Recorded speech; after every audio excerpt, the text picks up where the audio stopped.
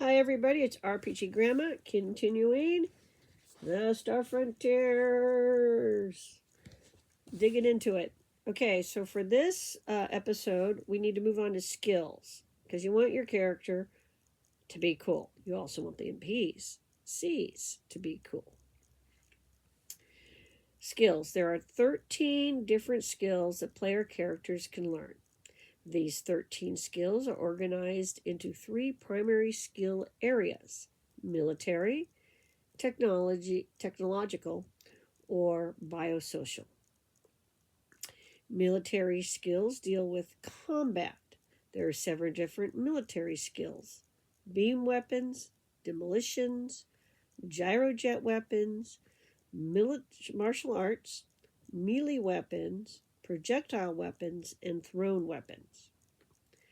Technological skills deal with various types of machines.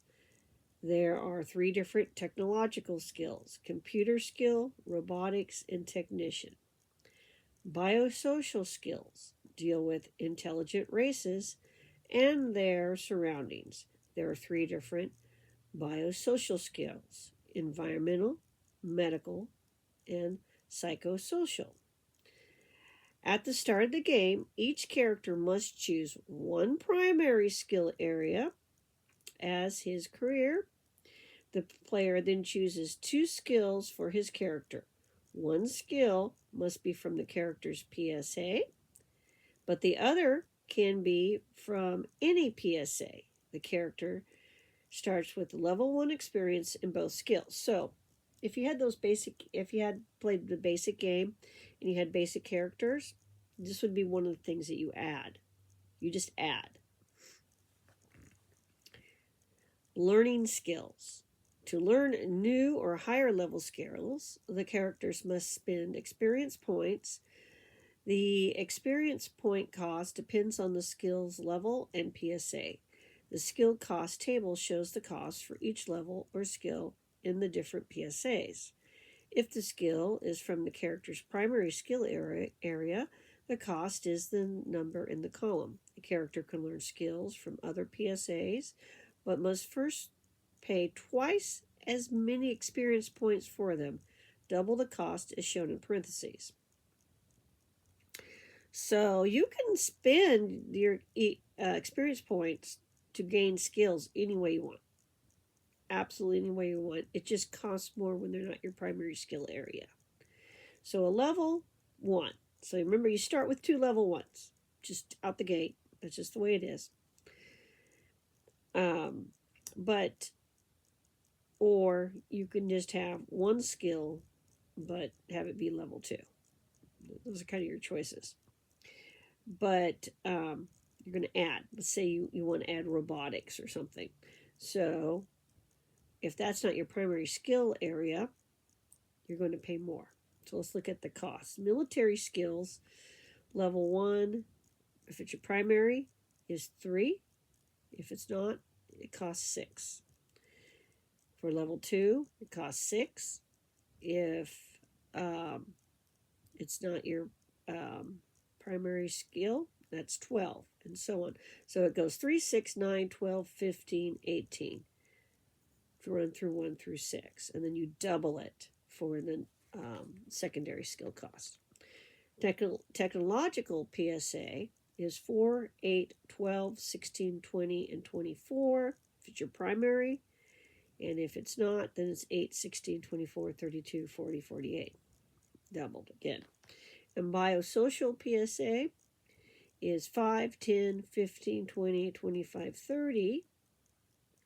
And again, if it's not your primary, 10, 20, 30, 40, 50, 60. A character can learn only 1 skill level at a time. Skipping levels is not allowed, even if the character has enough experience points to do so. Example, Brango O. Baruch. A human has accumulated 10 experience points on an adventure. The player decides to spend these experience points to increase Barango's gyrojet weapon skill from level 2 to level 3. Barango's primary skill area is military, so the new level costs him 9 experience points. The player increases Brongo's gyrojet weapon skill level from 2 to 3 on the character sheet and subtracts 9 from its experience point total. Brango has 1 experience point left. Training. When a character learns a new skill or increases a skill level, they must be trained somehow. 3 methods are described below. Hypno-training. Hypno-training is a teaching system that involves hypnotism, memorization, and the use of drugs to improve the mind's ability to learn. A character with enough experience points can learn a new skill or skill level at Hypno-Training Center in 5 days.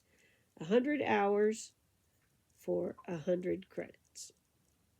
Remember I said the calendar's different, the length of the day is different, the number of hours of the day. So these are all things I'll get into eventually. Teachers. A character with enough experience points can learn a new skill or skill level from another character. The teacher skill level must be at least 2 levels higher than the pupils. A character can learn a new skill or skill level from a teacher in 1 month. Practice. A character with enough experience points can learn new skills or skill levels simply by practicing. This is not always possible, however, especially with skills that require special equipment.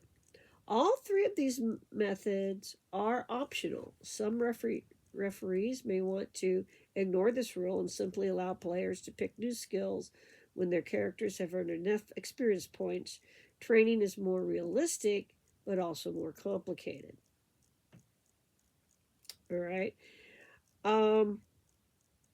However, training brings in a lot of role-playing opportunities, and it makes the game a little more immersive, in my opinion. Things can go wrong in hypno training. You can make hypno training totally illegal in your game, and where it costs like way more than 100 credits, and it's all done underground. I mean, you got a lot of, but players want to do it because it's faster than the other ways. You got things you can fiddle with here, is what I'm saying, and or some kind of thing gets snuck into the training, in the hypno training, or you get hypno trained with the wrong thing, like in Demolition Man, where all he wants to do is knit, and the bad guy comes out with all these extra skills. He just knows how to do stuff, and the character Demolition Man has to learn all the new stuff the hard way. So there you go. Using skills. Each skill is divided into sub-skills. Sub-skills define exactly what types of things a skill lets a character do. For example, demolition skill has 2 sub-skills, set charges and diffuse charges. This means a character with demolition skill can set and diffuse explosive charges according to the rules listed under those sub-skills. When a character learns a skill, he automatically learns all of its sub-skills. Success rates. Each sub-skill has a success rate. The success rate consists of a basic chance to succeed plus modifiers for the character's skill level. If the success rate for a sub-skill is 40% plus skill level, then the character's chance to use the sub-skill successfully is 40% plus 10 times his skill level. Some success rates have a second modifier, such as 60% plus skill level, subtract robot level. A character's chance to use the sub-skill successfully is 60% plus 10 times the skill level minus 10 times the level of the robot he is working on. So let's say he's trying to hack the robot. That would be example. Trying to reprogram it. Repair. Computer, robotics, and technician skills allow characters to repair damaged equipment. The success rates vary depending on what is being repaired, but the procedure is the same for all 3 skills. If the damaged equipment is repaired in a shop, there is no chance it will break down again on its own. When a repair is made away from the shop in the field with a personal toolkit, there's a chance the device will break down again. This chance accumulates from day to day. A device has a 10% chance to break down in the first 20 hours, a 20% chance in the second 20 hours, a 30% chance in the third, and so on. When something breaks down, the referee must decide whether the damage is minor, major, or total. A minor repair takes 1d10 minutes. A major repair takes 1d10 hours. And a total repair takes 1d times 10 hours. Military skills. There are 7 different military skills. 5 of them involve the use of weapons. Demolitions covers the use of explosives. And martial arts covers fighting without a weapon or with melee weapons. Weapon skills. Success rate is 1/2 your dexterity plus your skill level. All weapon skills work the same way. Each level of skill adds 10% to the character's chance to hit with that type of weapon. A roll of a 96 through 100 always misses. However, no matter what the character's modified chance to hit is, each type of weapon has its own skill. The characters must increase their scores separately in each. When a character uses experience points to increase one weapon skill, his other weapon skills are not affected. Beam weapons. Skill applies to electro stunners, heavy lasers, laser pistols, laser rifles, sonic devastators, sonic disruptors, and sonic stunners. Gyrojet weapons. Skill applies to gyrojet pistols, gyrojet rifles, grenade mortars, and rocket launchers. Melee weapons. Skill applies to axes, brass knuckles, chains, clubs, swords, electric swords, sonic swords, knives, sonic knives, vibro knives, nightsticks, pole arms, shock gloves, spears, stun sticks, and whips. Projectile weapons. Skill applies to automatic pistols and rifles, bows, muskets, needler pistols and rifles, machine guns, and recoilless rifles. Thrown weapons. Skill applies to all grenades and thrown axes, knives, and spears. Demolition skill. There are 2 sub-skills to the demolition skills. Set charge and diffuse charge. Only a character with demolition skill can legally buy or use explosives or detonators. Turnadium D19, sometimes called kaboomite, is the standard explosive. Setting charges. Success rate 30% plus skill level. Only characters with demolition skill can set charges. The number of turns needed to set a charge is the character's skill level, subtracted from 7. At first level, a character needs 6 turns to set a charge, but at 6th level, he needs only 1 turn. If a character fails the skill check to set and detonate the charge has not exploded and must be reset. The referee should feel free to have the charge explode prematurely or late.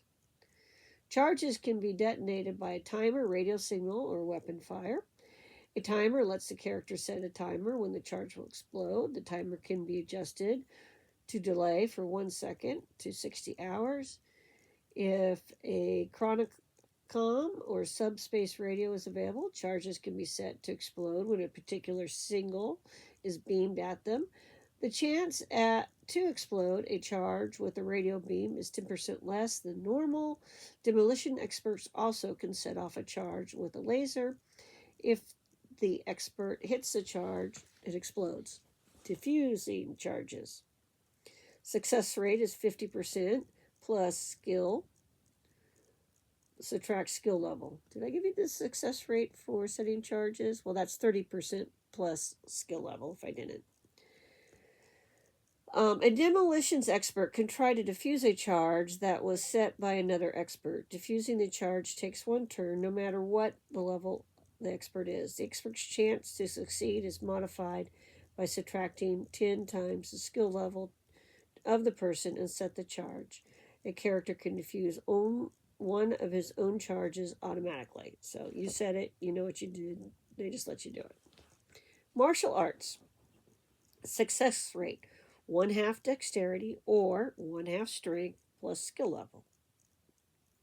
Martial arts still makes a character a better fighter in a melee. A character with martial arts skill can add 10% per level to his basic chance to hit with his bare hands and melee. The skill also increases the damage caused by successful bare hands attack, adding 1 point of damage per level. Martial arts skill also gives the character 3 sub-skills: tumbling, defensive throws, and nerve combat. Tumbling reduces damage and falling by a negative 1 point of damage per skill level. Defensive throwing lets the character inflict damage when breaking out of a hold. When a character with martial arts skill breaks out of a hold, he automatically knocks his opponent down, causing damage equal to his punching score. Nerve combat increases a character's chance to knock out his opponent. The opponent must be one of the 4 major races.